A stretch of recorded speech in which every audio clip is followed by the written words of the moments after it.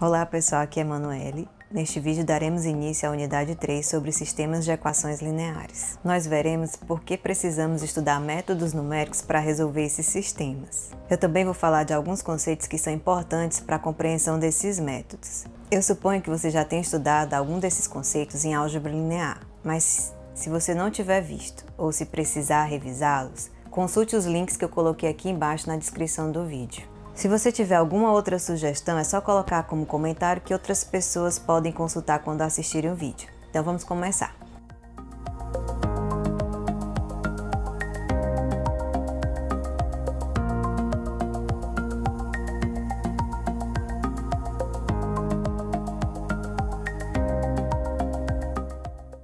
Olá pessoal, vamos dar início à unidade 3 sobre sistemas de equações lineares e esse é o primeiro módulo, que é uma introdução. Os objetivos deste vídeo são, inicialmente, formular e classificar um sistema de equações lineares para finalmente compreender qual é a necessidade de utilizar métodos numéricos para resolver sistemas de equações lineares. Então, na unidade anterior, nós determinamos o valor de x que satisfazia uma única equação, que era f de x igual a zero. Então, aprendemos alguns métodos para resolver uma única equação. A partir de agora, nós lidaremos com o caso de determinar vários valores de x, de x1 aqui até xn, simultaneamente, satisfazendo um conjunto de equações. No caso aqui, eu estou mostrando n equações, certo? Essas equações elas podem ser lineares ou não lineares, mas nesta unidade nós estudaremos apenas os sistemas que são formados por equações lineares. Vejamos aqui um exemplo de aplicação. Suponha que eu tenho um simples circuito elétrico que contém várias resistências e uma única fonte de força eletromotriz, que é uma bateria, como mostrado neste diagrama. Para resolver um problema como esse, a gente pode usar as leis de Kirchhoff e a lei de Ohm para escrever um sistema de equações lineares que governam esse circuito. Para quem não se lembra das leis de Kirchhoff, a primeira lei diz que em um nó, a soma das correntes elétricas que entram é igual à soma das correntes elétricas que saem, ou seja, um nó não acumula carga. E a segunda lei de Kirchhoff diz que a soma algébrica da diferença de potencial elétrico em um percurso fechado é nula. Ou seja, a soma de todas as tensões, que são as forças eletromotrizes, no sentido horário, é igual à soma de todas as tensões no sentido anti-horário. E a lei de Ohm, ela diz que a razão entre a tensão entre dois pontos e a corrente elétrica é constante. E essa constante é denominada de resistência elétrica. Então, com base nessas informações, eu consigo escrever uma equação para cada uma dessas malhas, Então, supondo que x1, x2, x3 e x4 são as correntes nas malhas, eu posso escrever aqui a primeira equação para essa primeira malha aqui, a segunda equação para essa segunda malha aqui, a terceira equação para essa daqui e a quarta para essa daqui. Eu consigo montar um sistema de equações lineares que define esse circuito. E a partir desse sistema, o próximo passo seria resolvê-lo. Então, antes de a gente pensar como resolver um sistema de equações lineares, é importante a gente aprender como formular um sistema desses, certo? Então, dado um sistema linear com m equações e n variáveis, normalmente ele vai ser escrito da seguinte forma. Eu tenho m equações, que seriam as m linhas, e n colunas, que representam as n variáveis, no caso aí de x1 até xn, onde nessas equações os A índice e J são coeficientes, O I varia de 1 até M e o J de 1 até N. X, J são as variáveis que eu quero encontrar, que aí o J varia de 1 até N. E os B, índice e I são as constantes,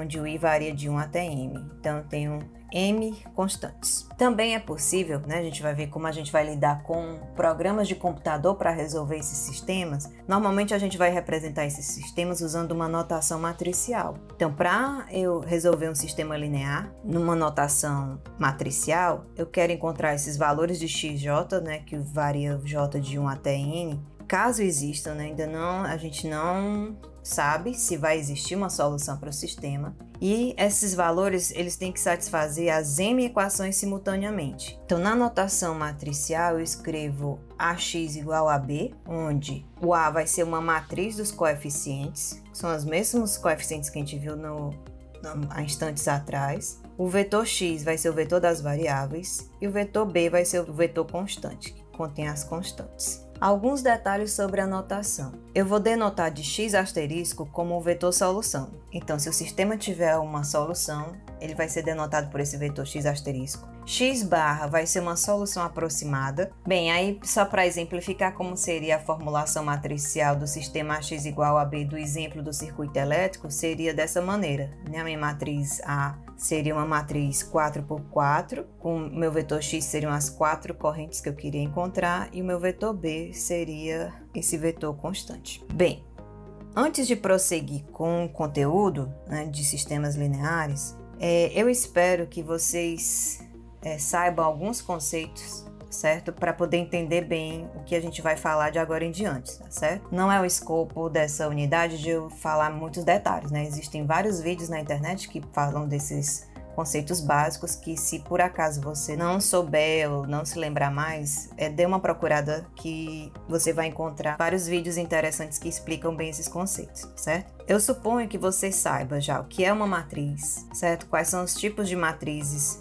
vetor linha, vetor coluna, matriz triangular superior, matriz triangular inferior, matriz diagonal, o que é uma matriz quadrada, sabe o que é o determinante de uma matriz, algumas operações em matrizes, tipo adição, fazer adição de matriz, fazer multiplicação, calcular o traço de uma matriz, tá certo? Tudo isso eu espero que você já conheça esses conceitos e saiba como faz, né, e o que são, tá certo? Mas um conceito importante também que a gente vai lidar, que nesse caso eu vou explicar um pouco aqui nesse vídeo, é justamente sobre a dependência entre vetores. Dado uma sequência de vetores, V1, V2, Vn, eu digo que ela é linearmente dependente se existirem números escalares, x1, x2 até xn, não todos nulos, tais que eu multiplicando esses valores escalares pelos vetores, né, fazendo o que a gente chama de combinação linear, né, eu multiplicar esses vetores por esses escalares e somá-los, e se der o número zero, onde pelo menos um desses números escalares for diferente de zero, ou seja, nem todos podem ser nulos, se eu não conseguir fazer que a soma desses produtos seja igual a zero, a não ser que todos os escalares sejam igual a zero,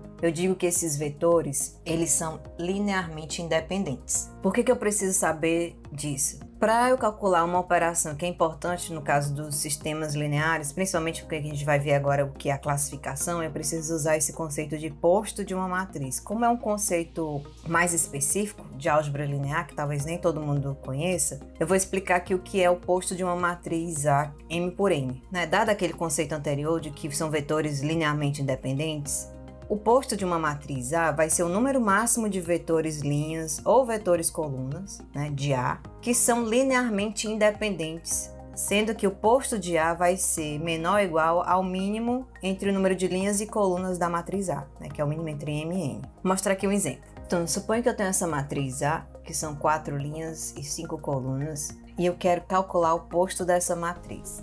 Vejamos quantas linhas e quantas colunas são linearmente independentes com relação a essa matriz, né? Então, vamos olhar aqui para as linhas, né? O posto tem que ser menor ou igual ao mínimo, né? Vamos olhar para o mínimo logo aqui, que já é o número de linhas, tá certo? Vejamos aqui a linha 1, 2 e 3. Se vocês olharem a linha 2, ela é formada pela soma da linha 1 com a linha 3, né? Se eu somar aqui, ó, 2 mais 5 vai dar 7, menos 3 mais 1 vai dar o menos 2, 4 mais 0 vai dar o 4, 1 mais 2 vai dar o 3 e o 0 mais 3 vai dar o 3, certo? Agora, se você olhar para a linha 4, também vai ser uma combinação linear das linhas 1 e 3, só que agora eu vou multiplicar 2 vezes a linha 1 e subtrair a linha 3. Então, vai ficar 2 vezes 2 dá 4, menos 5 dá menos 1, né? Então, aqui vai dar o menos 1. 2 vezes o menos 3 dá menos 6, menos 1 vai dar menos 7. 2 vezes o 4 dá 8, né? Menos 0 dá 8. 2 vezes 1 dá 2, menos 2 dá 0, e 2 vezes o 0 menos o 3 dá menos 3. Ou seja, nessa matriz A, as únicas linhas que são linearmente independentes são as linhas 1 e 3, que faz com que o posto dessa matriz seja igual a 2. Mais para frente a gente vai ver por que é importante a gente saber o posto de uma matriz, tá certo? Vejamos agora sobre a classificação de sistemas lineares, né? Para eu resolver um sistema linear, dado um vetor B de constantes, né, no Rm, ou seja, eu tenho m constantes, eu quero obter, caso exista, um vetor x que está no Rn, né? Ou seja, são n componentes, tal que ax seja igual a b. Para eu poder resolver isso, eu preciso responder as seguintes questões. Primeiro, existe o x asterisco, né, que é o vetor solução que pertence ao Rn tal que satisfaz a equação ax igual a b? Depois, se existir, esse x asterisco vai ser único ou são múltiplos? E como eu obtenho esse x asterisco? Então, com base nessas questões, a gente pode classificar os sistemas de equações lineares sob dois pontos de vista. Primeiro, com relação à forma da matriz dos coeficientes A, né, que é uma matriz M por N, e com relação ao número de soluções. Ou seja, se ele não possui solução, se ele possui infinitas soluções ou se ele possui uma única solução. Então, vamos ver aqui com relação à forma da matriz A. Se o número de linhas, né, que é essa variável m, for maior ou igual a n, que é o número de colunas, e o posto da matriz A é igual a n, ou seja, o número de linhas ou colunas, né, linearmente independentes da matriz A é igual a n, o que isso significa? Que eu tenho mais equações do que eu tenho incógnitas, que eu tenho mais linhas do que colunas, certo? E aí, nesse caso, meu sistema vai ser sobredeterminado. É porque ele possui uma única solução ou não possui solução nenhuma, certo? Agora vejamos o contrário. No contrário, eu tenho que o m vai ser menor do que n, né? E o posto da matriz A, né, o mínimo, vai ter que ser o m. Nesse caso, eu tenho um sistema que tem mais incógnitas do que equações. Quando isso acontece, o sistema é subdeterminado. Significa que o sistema não tem solução ou vai possuir infinitas soluções. Então, essas são a classificação dos sistemas lineares baseado na forma da matriz A, que é por isso que a gente precisava saber o que era o posto de uma matriz, certo? A outra maneira de eu classificar os sistemas lineares é com relação ao número de soluções. E isso vai depender do valor do determinante da matriz dos coeficientes.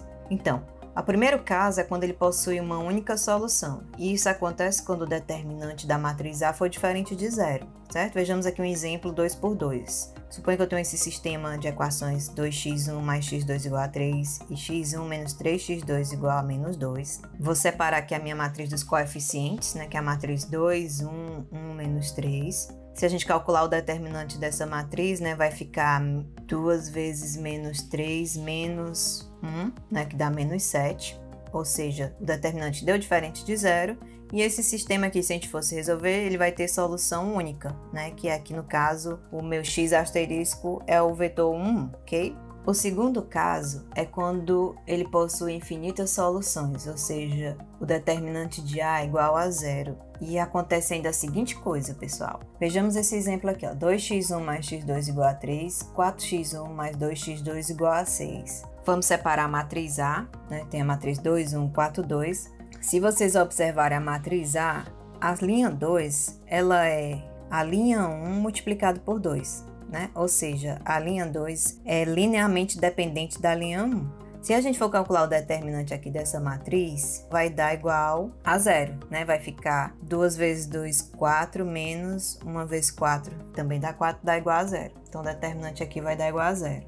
E se vocês observarem também para o vetor B, né, que é esse 3 e o 6 também é 2 vezes o 3. O mesmo escalar que foi usado para multiplicar, né, a matriz A dos coeficientes também foi multiplicado aqui no vetor B, tá certo? Ou seja, nesse caso, ele vai possuir infinitas soluções. Qualquer vetor x que eu construa em função de um certo parâmetro alfa, que seja construído dessa maneira aqui, ó. Primeira componente é alfa, a segunda componente é 3 menos 2 alfa. Para qualquer valor de alfa pertencente aos reais, vai ser solução desse sistema. É por isso que ele possui infinitas soluções. Agora, no terceiro caso, que não possui solução, o determinante de A também vai ser igual a zero, mas a diferença vai ser justamente nesse vetor B. Observe aqui, ó, o mesmo sistema de equações, onde eu só fiz alterar aqui o vetor B, né, ó, né? O 2 era um 6, ou seja, 2 vezes o 3. Aí agora, a linha de baixo é 2 vezes a linha de cima, né, na matriz A.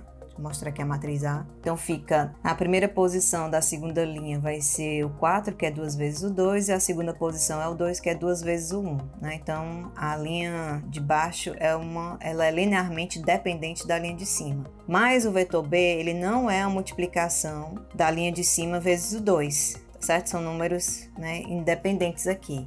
Quando isso acontece, Então, o sistema não possui solução. O determinante de A continua zero. Eu não mudei a matriz A nesse caso, né? Mas eu não consigo encontrar nenhum vetor x que satisfaça essas equações. Quando eu tenho um sistema 2x2, é fácil de a gente ver a representação gráfica no plano, né? Então, quando eu tenho uma única solução, as retas se cruzam em algum ponto, e esse ponto é o x asterisco. As retas são concorrentes. Quando eu tenho infinitas soluções, as retas são coincidentes, uma está sobre a outra. Então, qualquer ponto que eu escolha dentro da reta vai ser uma solução do sistema, certo? É por isso que ele possui infinitas soluções. E o terceiro caso, que foi esse último que a gente viu que não tem solução, é quando as retas são paralelas, certo? Então, pessoal, mais especificamente no nosso caso, a situação mais comum é quando m é igual a n, ou seja, a matriz dos coeficientes é uma matriz quadrada.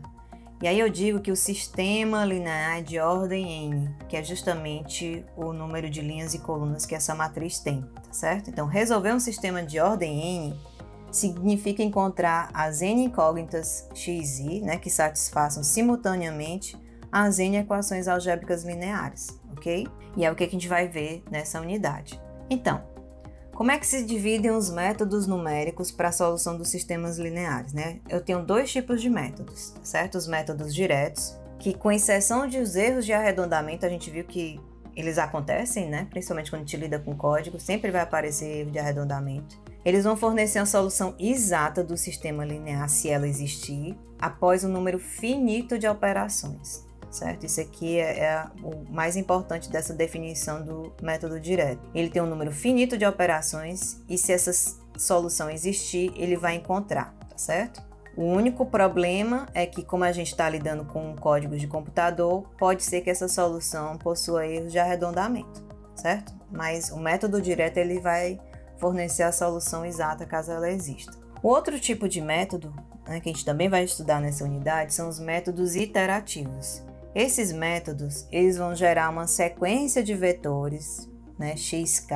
Lembra quando a gente fazia os métodos iterativos lá para achar raízes de equações? A gente produzia uma sequência de valores de aproximações, né, uma sequência de variáveis. Agora não, no método iterativo para a solução de sistema linear, eu vou gerar uma sequência de vetores, xk, tá certo? A partir de uma aproximação inicial, que é um vetor x0, tá certo? E sob certas condições, essa sequência vai convergir para a solução, né, x asterisco, se ela existir. E aí você também, nesse caso dos métodos iterativos, você vai fornecer uma tolerância. E aí você vai interromper o seu método. Então, pode ser que não necessariamente vai ser a solução exata. Pode ser uma solução aproximada. A gente vai começar, né, o nosso estudo com os métodos diretos, certo? Os métodos diretos, pessoal, eles englobam todos os métodos estudados nos cursos de ensino fundamental e médio. Então, se você utilizava a regra de Cramer para resolver um sistema, né, de equações lineares, às vezes 3x3, quando raramente um 4x4, porque ele era realmente muito custoso esse método. Então, de uma forma geral, dado um sistema de ordem n, eu precisaria calcular n mais um determinantes de ordem n. Isso envolveria, pessoal, n mais um fatorial multiplicações. A gente vai ver que isso não é eficiente de jeito nenhum, ok? Uma outra maneira de eu tentar resolver um sistema de ordem n, né, se vocês estudaram álgebra linear, se esse sistema, né, possui uma solução única, a gente pode calcular o vetor solução x asterisco da seguinte maneira, né? Então, eu tenho o sistema que eu tenho que resolver, né? A matriz A dos coeficientes vezes o vetor x de variáveis é igual ao vetor b constante. Eu multiplicaria aqui à esquerda, né, nos dois lados da equação, pela inversa da matriz A. Eu calcularei essa inversa, como eu sei que ele tem solução única, a matriz A vai possuir uma inversa.